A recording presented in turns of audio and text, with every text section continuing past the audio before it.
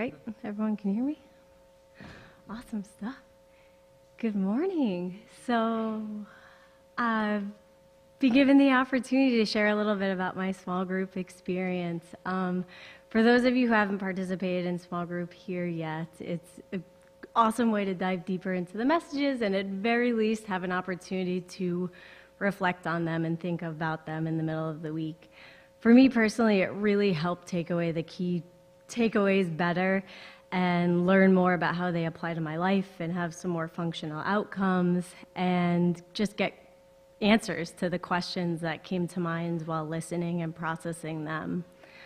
There's also a great opportunity to learn. I know I'm new, but I imagine, extracting meaning and then being able to take that meaning and use it to engage in conversations with people in our spheres of influence was a huge functional outcome for me from our group exchanges.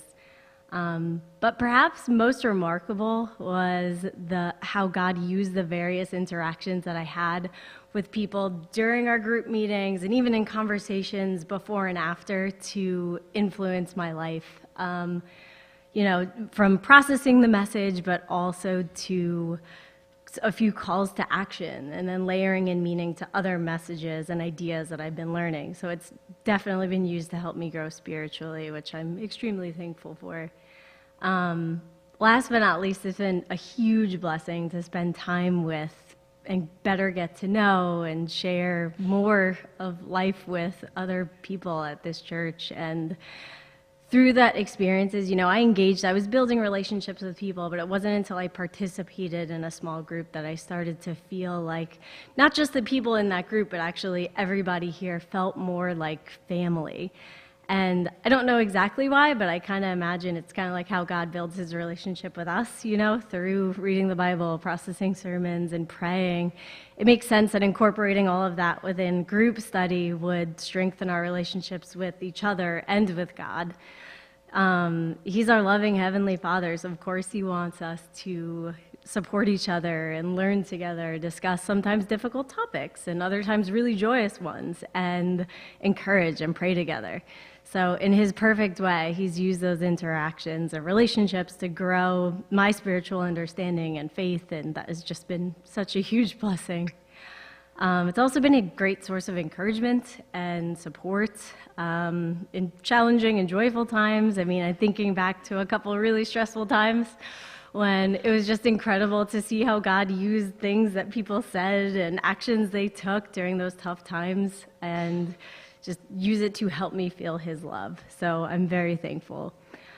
I don't think it's a coincidence that I'm up here talking about this today because, to be really honest with you, I faced a lot of internal resistance when I found out that small groups were only meeting in person this time.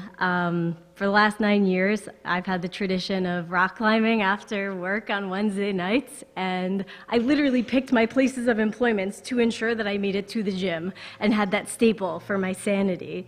And lately, life has gotten so hectic and overwhelming that I haven't even had time to climb. I haven't even been working out at all, which, if you know me, that's really uncharacteristic. And I'm not going to go into why that's problematic for my mental well-being, but it is. So I grumbled a lot when I realized that I had to, and I wanted to, and I knew I had to, I wanted to prioritize this over climbing and spend extra time in my car after commuting to and from work for 40 minutes without traffic.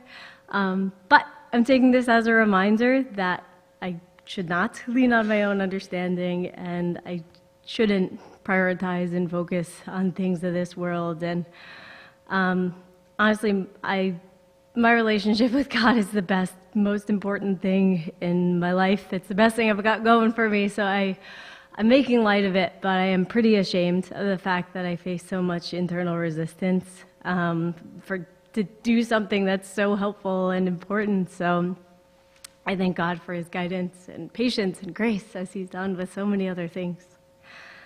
But yeah, I'm excited to kick off this series today. The Sermon on the Mount is so densely packed and important, and there's so much we can learn from it. So I'm thankful we'll be able to unpack it, learn, and grow from it. And I hope to see a lot of you on Wednesday.